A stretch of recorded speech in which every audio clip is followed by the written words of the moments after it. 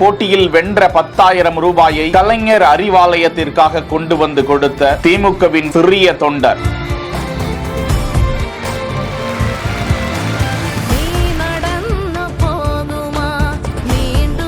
எந்த அளவுக்கு பேசுறாங்க பாருங்க. நான் வேலூர் மாவட்டத்துல முப்பெரும் விழாவுக்கு போயிருந்தேன். அப்ப எல்லா மாவட்டத்திலையும் கலைஞர் அறிவாலயம் இருந்தது. அப்ப என் மனசுக்குள்ள ஒரே ஒரு ஆசை, நம்ம அரியலூர் மாவட்டத்திலையும் கலைஞர் அறிவாலயம் இருந்தா நல்லா இருக்கும்னு நினைச்சேன். அதை இன்னைக்கு அப்பா சாமி அவர்கள் நிறைவேற்றிட்டாரு.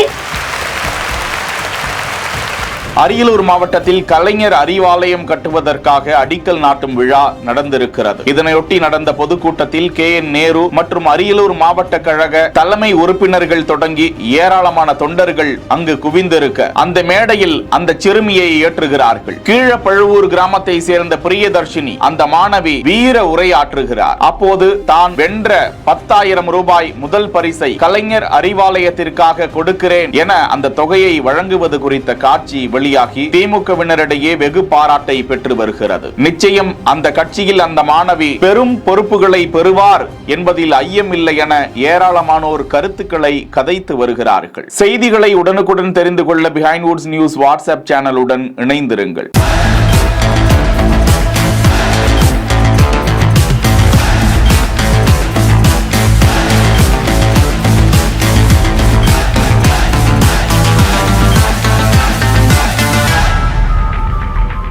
செய்திகளை வழங்கியோர் Lexco holidays MCR pure cotton club, doctor Srivarma wellness.